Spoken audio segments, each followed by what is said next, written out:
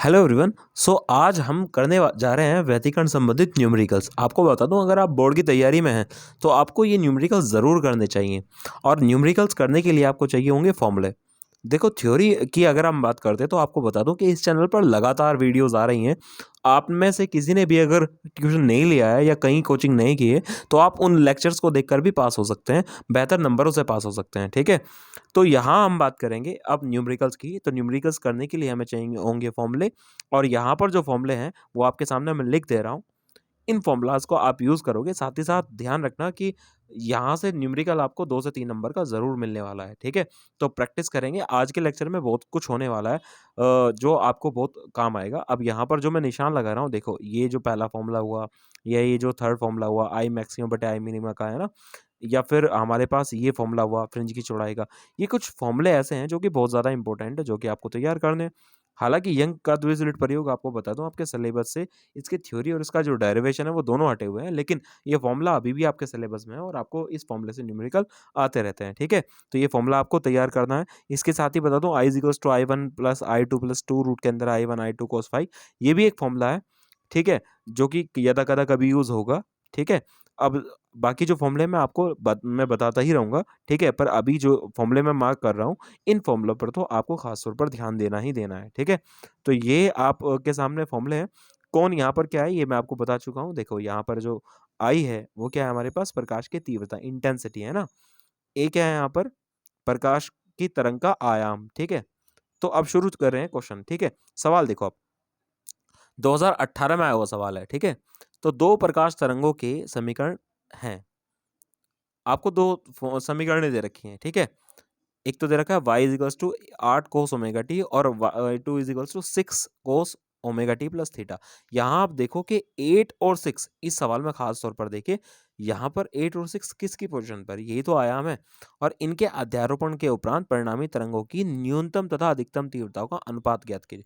अब देखो, एक चीज तो कंफर्म ध्यान रखना कि यहाँ पर जो तीव्रता है वो न्यूनतम और अधिकतम का अनुपात दिया गया है। अब न्यूनतम का मतलब पहले कम क्वांटिटी आएगी, पहले छोटी राशि आएगी, बाद में बड़ी राशि आएगी। अब ये दो ऑप्शन देखो, सी और डी, इनमें देखो पहले 49 और 1, पहले बड़ी राशि आ रही है बाद में छोटी। यहाँ भी 7:1, इसमें भी बड़ी पहले आ रही है और छोटी बाद में। तो ये दो ऑप्शन तो हो नहीं सकते, तो ऑप्शन या तो ए होगा या बी होगा। चलो अब देखते हैं, है ना। न्यूनतम का मतलब मिनिमम और आई मैक्सिमम का मतलब अधिकतम। ठीक है, अब याद रखना, फॉर्मूला आपको रटने की जरूरत नहीं है। न्यूनतम के लिए आप आयाम को क्या कर सकते हैं, घटा सकते हैं, और अधिकतम के लिए आप आयाम को बढ़ा सकते हैं। ठीक है, तो I one minus I two upon I one plus I two अधिकतम के लिए कर दिया, और इसका क्या कर देंगे, होल स्क्वायर। ठीक है, ये फॉर्मूला हमारे पास होता है। अब यहाँ आपको बस करना कुछ नहीं है, ए वन और ए टू के मान निकालने हैं। अब ए वन और ए टू का मान निकालेंगे कैसे, वाई बराबर कितना होता है, ए साइन ओमेगा टी, पढ़ा आप सबने, या ए कोस ओमेगा टी, जो आप लेना चाहो। ठीक है, अब यहाँ आप बताओ मुझे, आयाम की जगह यहाँ पर क्या लिख रहा है, 8। तो ए वन तो कितना आ गया हमारे पास, तुलना करेंगे 8 आ गया। ठीक है, और ए टू कितना आ गया हमारे पास, 6 आ गया। ठीक है, अब सीधा सीधा हमें क्या करना है, ये मान आई मिनिमा बटे आई मैक्सिमा की जो समीकरण है उसमें आपको भरने हैं। ठीक है, मात्रक की यहाँ कोई आवश्यकता है नहीं। तो चलते हैं, आई मिनिमा बटे आई मैक्सिमा बराबर, यहाँ पर आएगा 8 माइनस 6 बटे 8 plus 6। A one a two के मान रख दिए, इसका स्क्वायर। अब 8 में 6 का कितना बचा, 2 बटे 8 और 6 14, तो 2 बटे 14 का होल स्क्वायर, या फिर 1 बटे 7 का होल स्क्वायर। ठीक है जी, यहाँ तक कोई दिक्कत नहीं है। अब आई मिनिमा बटे आई मैक्सिमा बराबर 1 बटे 7 का वर्ग कितना होता है, 1 बटे 49, या 1:49 आपका आंसर आ गया। कोई डाउट है, पहला ऑप्शन आपका करेक्ट है।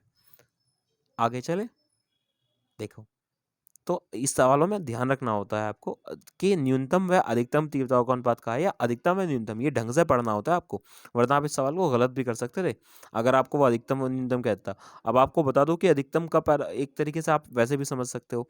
देखो, जब भी दो एक ही फेज में मिलेंगी दो तरंगे, तो तीव्रता जो होगी अधिकतम होगी, समपोषी व्यतिकरण होगा। ठीक है, अब यहाँ दूसरे सवाल पे आते हैं।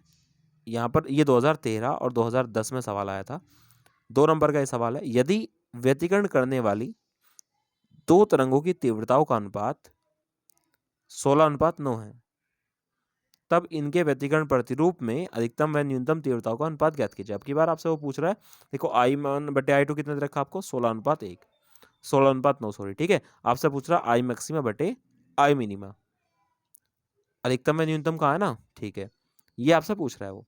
अब हमें पता होना चाहिए I मैक्सिमा/I मिनिमा का फॉर्मूला, ठीक है। और वो क्या था हमारे पास, पहले तो फॉर्मूला हम I1 और I2 का ही देख लेते हैं, ठीक है।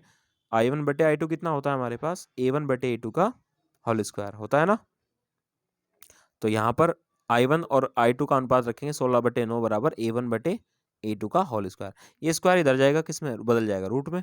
तो बताओ यहाँ क्या आ जाएगा, यहाँ आ जाएगा, इसका वर्गमूल क्या होता है 4, 16/9 बराबर कितना आ जाएगा A1/A2। तो 16 का वर्गमूल होता है 4 और 9 का होता है 3, वर्गमूल की बात कर रहा हूँ, ठीक है, बराबर A1/A2। यानी कि हमारे पास A1 और A2 के मान आ गए, ठीक, क्योंकि इससे ज़्यादा इसको नहीं काट सकते, तो डायरेक्ट आप A1 और A2 के मान रख सकते हो, ठीक है। तो हमारे पास ये आ गया। अब हमें पता है कि जो A1 है हमारे पास 4 और A2 हमारे पास कितना आया है यहाँ पे 3। वैसे इसकी कोई ज़रूरत भी नहीं है, आप डायरेक्ट फॉर्मूले में मान रखो। ये समीकरण 1 हो गई। अब I मैक्सिमा/I मिनिमा बराबर कितना होता है, A1 मैक्सिमा है तो जोड़ दो बटे A1 माइनस A2, ठीक है। यहाँ तक I मैक्सिमा/I मिनिमा बराबर, यहाँ पर अब आप मुझे बताओ कि A1 और A2 के मान रखेंगे तो क्या आएगा। A1 का मान 4 और A2 का मान 3 रखेंगे हम, तो यहाँ पर बेसिकली बनने वाला है 4 + 3, देखो A2 का मान रखेंगे 3 वहाँ से है ना, 4 - 3 इसका स्क्वायर करेंगे। चलो करो फटाफट से। तो I मैक्सिमा/I मिनिमा बराबर 4 और 3 कितने होते हैं 7 बटे 4 में से 3 गया 1, इसका स्क्वायर। अब 7 का वर्ग कितना होता है 49। तो I मैक्सिमा/I मिनिमा कितना आ गया हमारे पास 49/1 या 49:1।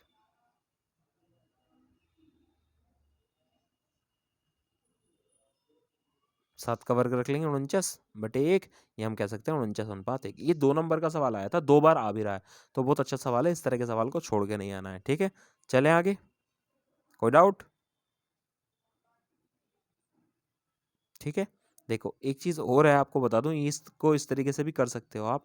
I मैक्सिमा/I मिनिमा बराबर R+1/R-1 का स्क्वायर। यहाँ R जो होता है वो A1/A2 यानी कि अनुपात है। पर छोड़िए, आप इस सवाल को इस तरीके से ही कर लेना जैसे मैंने आपको बताया, ठीक है। ये तरीका आसान है, आपको आराम से हो भी जाएगा आपसे, ठीक है। तो आराम से हमें ये सवाल करना है और प्रैक्टिस भी करनी है इन सवालों की। और इस तरह के सवाल आपको मैं बताऊँ, देखो मैं ये नहीं कह रहा हूँ कि यही सवाल आए, बट इस तरह के सवाल आपको एग्जाम में आएंगे, तो इन्हें अगर आप देखोगे तो आप करना सीख जाओगे। तो अपने आप से प्रैक्टिस करनी है, तभी आपको कुछ होने वाला है, ठीक है। अब देखो हम देखते हैं नेक्स्ट सवाल। देखो सवाल अच्छे तरीके से पढ़ो। सबसे पहले सवाल ही अच्छे तरीके से पढ़ना होता है। यंग के द्विसलिट प्रयोग में, अब यहाँ पर अलग फेज आ गया न्यूमेरिकल का। यंग का द्विसलिट प्रयोग सिलेबस में तो नहीं है, पर फिर भी आपको उसके बारे में मैं थोड़ा बताऊंगा। यंग के द्विसलिट प्रयोग में स्लिटों के बीच की दूरी 10⁻³ मीटर है। अब थोड़ा सा मैं आपको यंग के द्विसलिट प्रयोग का बताता हूँ। देखो उसमें ना आपको एक प्रकाश स्रोत होता है हमारे पास, ठीक है, और दो एक जैसे प्रकाश स्रोत चाहिए जो एक जैसी लाइट छोड़ते हो। तो मैंने यहाँ पर रखा S1 S2 उनका नाम, सोर्स 1 सोर्स 2 है ना, यहाँ से प्रकाश आता है। और इन स्लिटों के बीच की दूरी जो होता है ना S1 और S2, ये स्लिट है, झिर्री है, इनके बीच की दूरी को हमने कहा स्मॉल डी। याद रखना, स्लिटों के बीच की दूरी को स्मॉल डी कहेंगे। और आप देखो जिस पर्दे पर एक पर्दा होता है जिस पर हमें व्यतिकरण प्रतिरूप प्राप्त होता है, तो इस पर्दे से स्लिटों के बीच की दूरी को हम मानते हैं कैपिटल डी। तो ध्यान रखना एक बात कि कैपिटल डी की हमेशा देखो, स्मॉल डी क्या लेना है स्लिटों के बीच की दूरी, और कैपिटल डी क्या लेना है स्लिट तथा पर्दे के बीच की दूरी। जब भी न्यूमेरिकल में आपको कहेगा तो आपको ध्यान रखना है स्मॉल डी और कैपिटल डी। और मेरे कहने के बाद भी आप भूल जाओगे, मुझे पता है, तो इसीलिए मैं आपको इसका एक तरीका और भी बताता हूँ। देखो याद रखना, सबसे पहले सवाल को करते पहले दिया है। अब जो आपको दे रखा है वो देख लेते हैं, है ना। सवाल में यहाँ पर आपसे कहा है कि स्लिटों के बीच की दूरी 10⁻³ मीटर है। तो स्लिटों के बीच की दूरी का हमने कहा स्मॉल डी, वो 10⁻³ मीटर है। अब कहा कि पर्दे के बीच की दूरी वो कितनी है 3.0 मीटर है। तो आपको ये कंफर्म हो चुका होगा। और आपको क्या रखा है चौड़ाई, देखो चौड़ाई होती है विड्थ, विड्थ का मतलब स्लिटों के बीच सॉरी फ्रिंज की चौड़ाई। तो कितने रखे 2.1 × 10⁻³ मीटर। यहाँ तक कोई दिक्कत नहीं है। आपसे पूछ रहा है तरंग दैर्ध्य, ठीक है, 15 में ये सवाल आया हुआ है, ठीक है। तो बढ़िया सवालों में गिनती है। अब देखो दो दूरियां दे रखी है, एक तो 10 की घात में इसके 3 मीटर और एक दे रखा 10 की घात सॉरी 3 मीटर दे रखा खाली। आपको ध्यान रखना है जो हमेशा हर तरह के सवाल में इस तरह का सवाल अगर आता है तो स्मॉल डी हमेशा छोटा मानना, जो छोटी दूरी दे रखी होगी, और कैपिटल डी हमेशा बड़ी दूरी मानना, ठीक है। ध्यान रखना ये बात आपको काम आ जाएगी। जैसे यहाँ स्मॉल डी छोटी दूरी थी 10 की घात में इसके 3, तो इसे स्मॉल डी कहा, और 3 मीटर थी बड़ी दूरी, उसको हमने क्या कहा, कैपिटल डी कहा, ठीक है। यहाँ तक कोई दिक्कत नहीं है, ठीक है। अब एक चीज़ और मैं आपको बता देता हूँ, कई बार कहने के बाद भी एक फॉर्मूला जो अब हम लगाने जा रहे हैं, ठीक है, तो उस फॉर्मूले की अगर हम बात करें तो उस फॉर्मूले को आपने देखा होगा, जो फॉर्मूले मैंने आपको लिखवाया था उसमें लिखवाया था W बराबर लैम्डा डी बाई डी लिखवाया था। अभी कई बार फॉर्मूला भूल जाते हैं आप कि भाई स्मॉल डी ऊपर रखना है कैपिटल डी। कुछ लोग इस फॉर्मूले को अलग तरीके से लिख देते हैं, ऐसे लिख देते हैं lambda small D by D. तो आपको मैं एक तरीका बता रहा हूँ जिससे आप हमेशा इसको सही लिखेंगे। देखो हम हैं भारतीय हैं और हमें पता है कि हम अपने बड़ों का सम्मान करते हैं, इसलिए उनको सर पर बिठा के रखते हैं। कुछ अब यहाँ से बात को समझो, बड़ा डी जो है उसको ऊपर रखना है, ठीक है। खैर ये तो एक मजाकिया तौर पर बात थी, लेकिन इससे आप समझ सकते हो, ठीक है। इस कैपिटल डी हमेशा ऊपर रखना है और स्मॉल डी हमेशा नीचे रखना है, यहाँ तक कोई दिक्कत नहीं है, ठीक है। अब हम करें, देखो अब इस फॉर्मूले में हम मान रखने वाले हैं, रखते हैं डब्ल्यू का मान 2.1 गुणा 10 की घात माइनस के 3 बराबर लैम्डा निकालना है।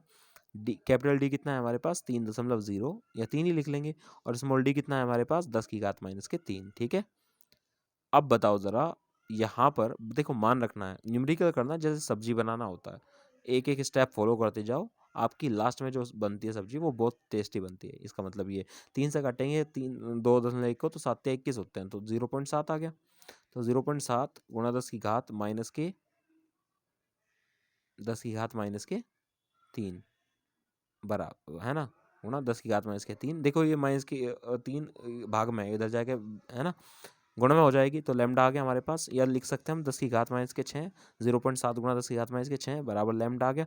या इसको लिख सकते हैं 7 गुणा 10 की घात माइनस के 7, एक पॉइंट हटाएंगे तो एक माइनस की पावर बढ़ जाएगी, ठीक है। अब ये तो आपके पास आंसर आ गया मीटर। अगर आपको थ्योरी के लिए ये क्वेश्चन आता है तो आप यहाँ छोड़ सकते हैं, कोई दिक्कत नहीं है, ठीक है। लेकिन कई बार न्यूमेरिकल ना ये आपको मल्टीपल चॉइस में दे देता है और वहाँ वो आपको एंगस्ट्रॉन्ग में मान पूछेगा। तो याद रखना 7 गुणा 10 की घात माइनस के 7 को हम लिख सकते हैं 10 की घात प्लस के 10 एंगस्ट्रॉन्ग।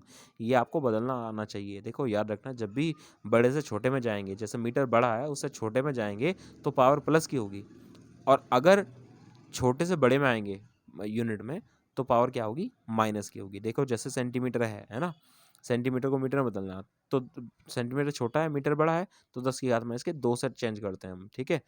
अगर किलोमीटर को मीटर में बदलना है तो किलोमीटर क्या है, बड़ा है, मीटर छोटा है, तो किलो का मतलब 10 की पावर क्या रखेंगे, प्लस के 3। खैर ये तो कैलकुलेशन वाली बात है, अपने आप भी आप सोच सकते हो। अब यहाँ बताओ, यहाँ पावर रह गई प्लस के 3, है ना। लैम्डा बराबर 7 गुणा 10 की घात पावर 3, है ना। पावर 3 का मतलब होता है 1000, ठीक है।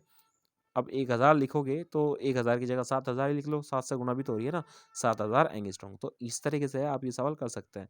मैं सोच रहा हूँ कि कैलकुलेशन आपको जितना हो सके बताया जाए, क्योंकि अगर आप इस समय पर वीडियोस देख रहे हैं ये, तो आपको ज़्यादा ही ज़रूरत है, ठीक है, पढ़ने की, इसीलिए आपको कैलकुलेशन तक भी मैं बता रहा हूँ, ठीक है।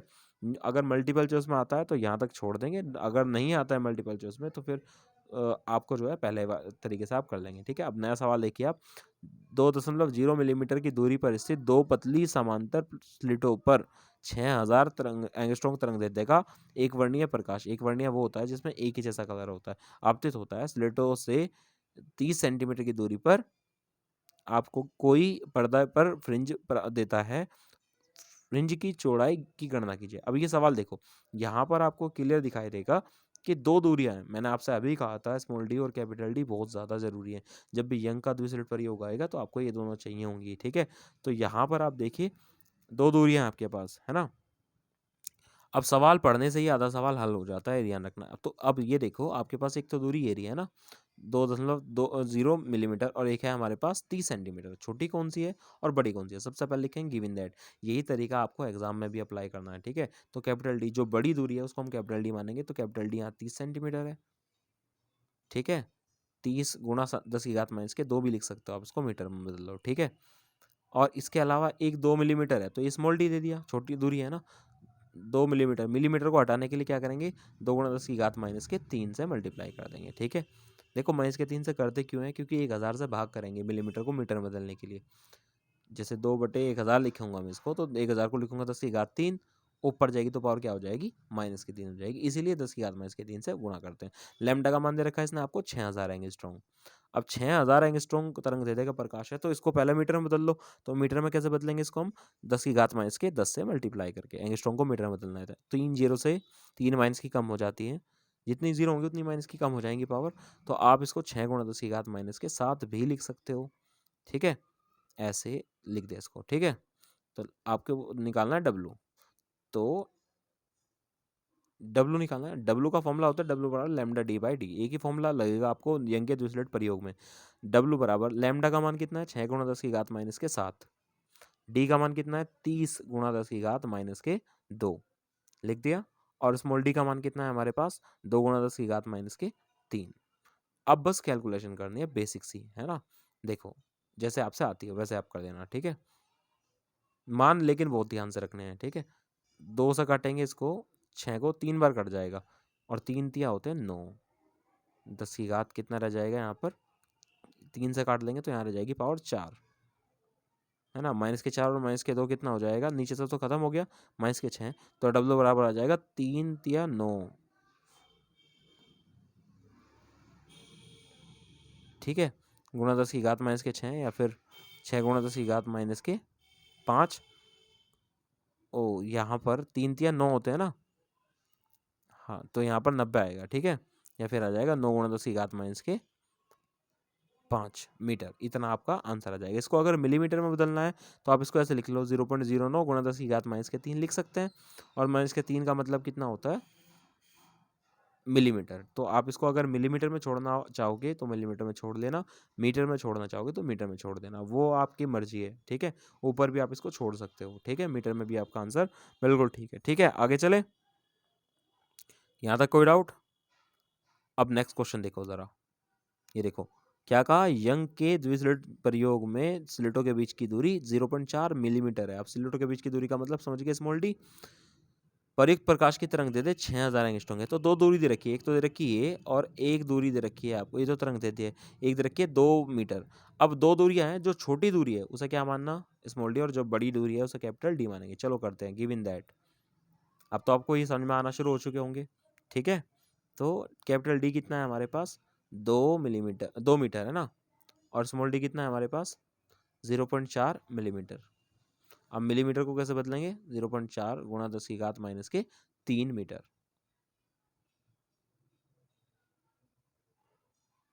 छः गुणा 6000 एंगस्ट्रॉम है ना, तो क्या लिखेंगे, 6 × 10⁻10,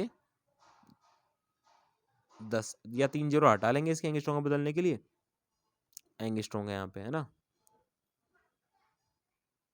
एंगस्ट्रॉम। ठीक है, तो कितना आ जाएगा हमारे पास, 6 एंगस्ट्रॉम को मीटर में बदलेंगे तो 6 × 10⁻⁻⁷ मीटर आ जाएगा। ठीक है, कन्वर्ट कर लिया। ये कन्वर्ट करना बहुत ज़रूरी होता है, ध्यान रखना है एग्जाम में। अब फ्रिंज की चौड़ाई आपसे पूछ रहा है, यानी कि डब्लू आपसे पूछ रहा है।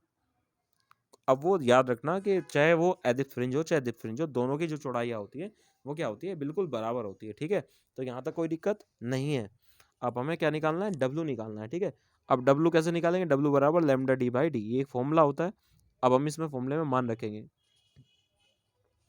लैम्डा का मान 6 × 10⁻⁷, कैपिटल डी का मान कितना है, कैपिटल डी का मान 2 है, और स्मॉल डी का मान कितना है, 0.4 × 10⁻³ कन्वर्ट करके, है ना। चलो देखो जो हो सकता है वो करते हैं ना, इससे इसको काटेंगे 5 बार कट जाएगा, क्योंकि 4 पंजे 20 होते हैं, पॉइंट लग रहा है नीचे। अब 5 छंग होते 30, 30 × 10⁻⁻, कितना रह गया, 7 थे, यहाँ 4 रह गया माइनस के, या 1 जीरो से 1 माइनस की कम हो जाएगी, तो डब्लू बराबर 3 × 10⁻³ भी लिख सकते हैं, मीटर, है ना। मिलीमीटर में बदल लेंगे इसको, मीटर को, 10⁻³ मिलीमीटर होता है, तो 3 मिलीमीटर आपका आंसर आ जाएगा। ठीक है, था ना आसान सा सवाल। अब आपसे क्या पूछ रहा है, इसमें दूसरी भी चीज़ पूछ रहा है। मैंने पहले वाली चीज़ दूसरी चीज़ निकाली है, पहले वाले पार्ट को आते हैं। इसने कहा 5वीं एडिप फ्रिंज की दूरी। अब 5वीं एडिप फ्रिंज की दूरी, तो एडिप फ्रिंज वाला फॉर्मूला हम लगा सकते हैं। ठीक है, 5वीं एडिप फ्रिंज की दूरी, अब एडिप फ्रिंज के लिए हमें पता है कि फॉर्मूला होता है एक्स एम बराबर 2m, अब एडिप था वो ध्यान रखना, 2m-1/2 into lambda d by D. अब हम क्या करेंगे यहाँ पर, बस m बराबर कितना रखेंगे 5, क्योंकि पांचवी के लिए कहा ना, चौथी के लिए कहता तो 4 रखते, तीसरी के लिए कहता तो 3 रखते, अब पांचवी के लिए कहा तो m बराबर 5 रखेंगे। तो xm बराबर कितना आ जाएगा हमारे पास में, 2 × 5 -1/2, और यहाँ कितना आ जाएगा लैम्डा डी बाई डी। अब लैम्डा डी बाई डी का मान हमने अभी निकाला, कितना था 3 मिलीमीटर था भाई, ये लैम्डा डी बाई डी का ही तो मान है W। तो आप चाहे तो डायरेक्ट रख सकते हैं इसका मान, इसीलिए मैंने W पहले निकाला था, तो इसका डायरेक्ट मान रखेंगे 3 × 10⁻³ 3। तो जी अब सोल्व कर लेते हैं इसको, है ना। तो x5 इज इक्वल्स टू कितना आ जाएगा, 2×5 में से 1 गया 9, 9/2 गुणा 3 × 10⁻³ 3 ठीक है ना।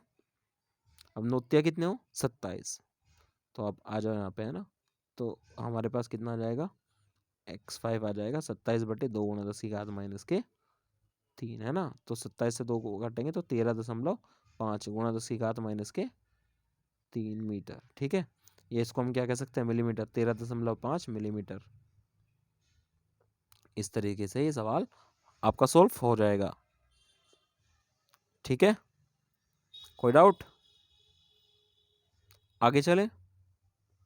देखो हर सवाल आपको कुछ ना कुछ सिखाता है।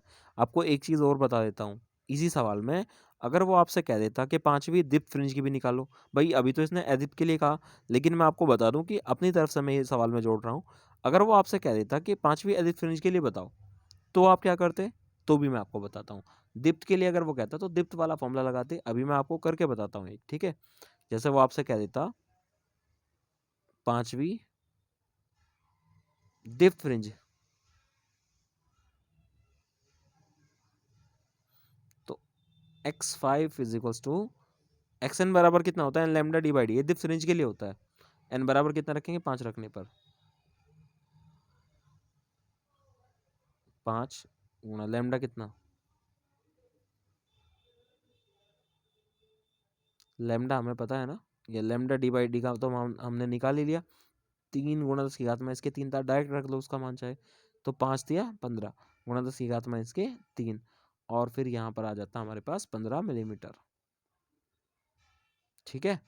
तो इस तरीके से आप क्या कर सकते हैं, अगर वो दीप्त फ्रिंज के लिए पूछेगा तो दीप्त का फॉर्मूला लगाएंगे, और अदीप्त के लिए कहेगा तो अदीप्त का लगाएंगे। पता तो होगा ही, अदीप्त का मतलब जहाँ तीव्रता न्यूनतम होती है, और दीप्त का मतलब जहाँ पर चमक यानी कि तीव्रता ज़्यादा होती है। अब नेक्स्ट सवाल देखो, देखो ये रहा, यंग के द्विक रेखा छिद्र प्रयोग में स्लिटों के बीच की दूरी 0.2 मिलीमीटर है। 2018 में सवाल आया था। अब आपको पता लग गया होगा यहाँ पर 2 दूरियां देगा वो, ठीक है, तथा पर्दा 2 मीटर की दूरी पर स्थित है। प्रयुक्त प्रकाश की तरंग देते 6000 एंगस्ट्रॉम, गणना कीजिए। तो 2 दूरियां है, एक तो है 0.2 मिलीमीटर और एक है 2 मीटर। आप खुद बताओ कौन छोटी और कौन बड़ी, तो बड़ी है हमारे पास 2 मीटर। तो यहाँ सबसे पहले लिखेंगे विन दैट, मान जरूर आपको लिखने होते हैं, ऐसे ही एग्जाम में लिख के आना। तो डी का मान कितना दे दिया, जो बड़ा है वो 2 मीटर है, और जो छोटा है वो हमारे पास कितना है 0.2 मिलीमीटर है। तो मिलीमीटर को पहले मीटर में बदल लेंगे तो कितना आ जाएगा 0.2 गुणा 10⁻³ मीटर। तरंग दे दे 6000 एंगस्ट्रॉम है, लैम्डा कितना दे 6000 एंगस्ट्रॉम, 6000 6 गुणा 10⁻⁻10, या फिर लिख सकते हैं हम 10⁻⁻7, ठीक है, लिख दिया। अब हम क्या करेंगे, लैम्डा आ गया, डी आ गया, टू फाइंड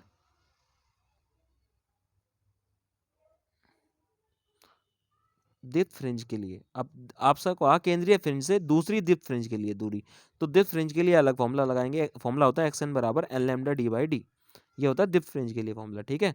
तो यहाँ पर हम क्या करेंगे, एन का मान 2 रखेंगे, क्योंकि दूसरी दीप्त के लिए कहा ना उसने, तो 2 रखेंगे एन का मान। तो एन बराबर 2 रखने पर तो x2 बराबर कितना आ जाएगा हमारे पास, 2 गुणा lambda d by D. Lambda का मान कितना है 6 गुणा 10⁻⁻7, और डी का मान कितना है 2 बटे स्मॉल डी का मान कितना है 0.2 गुणा 10⁻⁻³ मीटर, ठीक है यहाँ तक। अब यहाँ पर x2 बराबर, अब इससे इसको काटो, देखो कितनी बार कटता है, 10 बार कटेगा, कट गया 10 बार, तो यहाँ कितना आ जाएगा, इसे इसको काट लेंगे, यहाँ पर रह जाएगा 4, तो 2 गुणा 10 की घात, देखो 2 ढाई 20 छिका 120, तो 120 गुणा 10 की घात माइनस के 4, या हम लिख सकते हैं इसको 12 गुणा 10 की घात माइनस के, एक जीरो से एक माइनस की कम हो जाएगी ना, 12 गुणा 10 की घात माइनस के 3 मीटर। अब 10 की घात माइनस के 3 मीटर को हम क्या कहते हैं, मिलीमीटर। तो x2 हमारे पास कितना आ गया, 12 मिलीमीटर। ये तो आ गया हमारे पास दीप्त फ्रिंज के लिए, ठीक है। अब अदीप्त के लिए कहा जाए उसने, है ना, अदीप्त फ्रिंज के लिए अदीप्त वाला फॉर्मूला लगाएंगे। मैंने आपको दोनों फॉर्मूले लिखवा रखे हैं, इसीलिए वो आपको देखने हैं। अदीप्त फ्रिंज के लिए तो एक्स एम बराबर होता है 2m-1/2 इंटू लेमडा डी/डी होता है। बस अब हम यहाँ पर क्या करेंगे, m का मान 2 रखेंगे, क्योंकि दूसरी अदीप्त के लिए कहा, तो रखोगे x2 इजिकल्स टू कितना आ जाएगा, 2 गुणा 2 माइनस 1/2 और गुणा लेमडा डी/डी का मान देखो कहाँ कहाँ रखा है, लेमडा डी/डी, तो लेमडा डी/डी का मान यहाँ से आप निकालेंगे, अलग से आप वैल्यू रख लेना, मैं डायरेक्ट रख रहा हूँ उसका वैल्यू, तो ये आएगा 6 गुणा 10 की घात माइनस के कितना, 6 गुणा 10 की घात माइनस के 5, ठीक है। तो अब हम जब इसका मान रखेंगे बच्चों, तो ये आ जाएगा हमारे पास 2 2 दूनी 4 में से अब 3, इससे इसको काट लेंगे, ठीक है, काट लिया, तो कितना है हमारे पास, ये आ जाएगा 5 दिया 15 गुणा 10 की घात, देखो कहीं गड़बड़ी तो नहीं है, कैलकुलेशन को थोड़ा सा मैच कर लिया करो, ठीक है।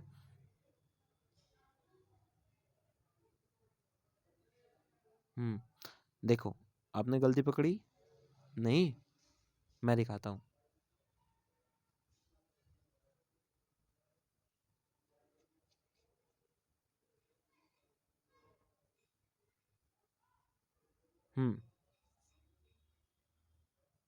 तो यहाँ आप एक चीज़ नोटिस करना कि 2 दूनी 4 में से गया 3 बचते हैं, और यहाँ कितना है 5, तो यहाँ 3 बचेगा, तो 3 तिया 9 गुणा 10 की घात कितना आ जाएगा, माइनस के 3,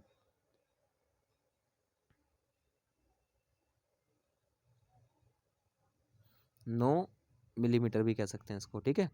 अच्छा, तुम्हें सोचने पे लग रहा होगा कि मैंने ऐसा कैसे किया, तो असल में मैंने अपनी गलती को किस तरीके से पकड़ा, उसका रीज़न है। देखो यहाँ पर कहा उसने दूसरी दीप्त, और दूसरी दीप्त की दूरी है आई 12 मिलीमीटर, और दूसरी अदीप्त की आ रही थी 15, वो गलत था, क्योंकि अदीप्त की हमेशा दीप्त से कम दूरी आती है, ध्यान रखना ये चीज़, ठीक है। तो ये कहीं ना कहीं आपको हेल्प कर जाएगा, इसीलिए मैंने इसको दोबारा चेक किया, और दोबारा चेक करने पर वास्तव में वहाँ पर 9 मिलीमीटर ही आंसर आना था, ठीक है। कोई डाउट नहीं है, ठीक है। चलो, जैसे आपने ये व्यतिकरण प्रतिरूप देखा होगा ना, इसको हम बोलते हैं केंद्रीय फ्रिंज, ठीक है। ये होता है पहला निम्नलिखित, ये दूसरा अदीप्त, ठीक है। तो ये दूसरे अदीप्त की दूरी पूछ रहा था आपसे वो, ठीक है, यहाँ से लेके यहाँ तक की आपसे वो दूरी पूछ रहा था, तो यहाँ से लेके यहाँ तक की दूरी कितनी आई, 9 मिलीमीटर आई, ठीक है। कोई डाउट है यहाँ तक? अब चले नेक्स्ट सवाल पे, देखो क्या कहा उसने, यंग के द्विछिद्र प्रयोग में स्लिटें 0.28 मिलीमीटर की दूरी पर स्थित है, और पर्दा 1.4 मीटर की दूरी पर स्थित है। तो आपको ये समझ में आ ही चुका होगा, दो दूरियां देगा, एक तो ये दूरी दे रखी है 0.28 मिलीमीटर, और एक दे रखी है 1.4 मीटर। अब बताओ छोटी कौन बड़ी कौन, तो बड़ी है 1.4 मीटर, तो सबसे पहले ये लिखेंगे गिवन दैट, तो यहाँ पर लिखेंगे कैपिटल डी बराबर 1.4 मीटर, और स्मॉल डी कितना हमारे पास 0.28 मिलीमीटर। 0.28 मिलीमीटर को बदलने के लिए माइनस के 3, ठीक है, यहाँ तक कोई डाउट? अब आपसे पूछ रहा है केंद्रीय फ्रेंच से, केंद्रीय दीप्त फ्रेंच से चौथी दीप्त के बीच की दूरी ज्ञात करनी है ना, तो आपसे पूछ रहा है दीप्त के लिए जो दूरी दे रखी है वो उसने दे रखी है 1.2 सेंटीमीटर, तो x4 बराबर 1.2 सेंटीमीटर, 1.2 गुणा 10 की घात माइनस के 2 मीटर, इसको बदल लेंगे, याद रखना दीप्त फ्रिंज के लिए ये बात हो रही है, ठीक है। अब हम यहाँ पर क्या करेंगे, आपसे लैम्डा पूछ रहा है वो, ठीक है। और आपसे चौड़ाई भी पूछ रहा है, ठीक है। 2 बार आ रहा है सवाल, 2022 और 2015 में 2 बार ये सवाल आपसे पूछा गया है, ठीक है। तो चौड़ाई भी पूछ रहा है और तरंग दैर्ध्य पूछ रहा है, ठीक है। अब हम यहाँ पर क्या करेंगे, बेसिकली फॉर्मूला लगाएंगे दीप्त फ्रिंज वाला। दीप्त के लिए कहा ना उसने, तो एक्स एन बराबर होता है n lambda d by d. x4 4 है ना इनका मान, 4 गुणा लैम्डा का मान कितना है निकालना है वो तो है ना। डी का मान कितना है 1.4 और स्मॉल डी का मान कितना है 0.28, ठीक है। यहाँ तक x4 का मान 1.2 गुणा 10 की घात माइनस के 2 बराबर 4 लैम्डा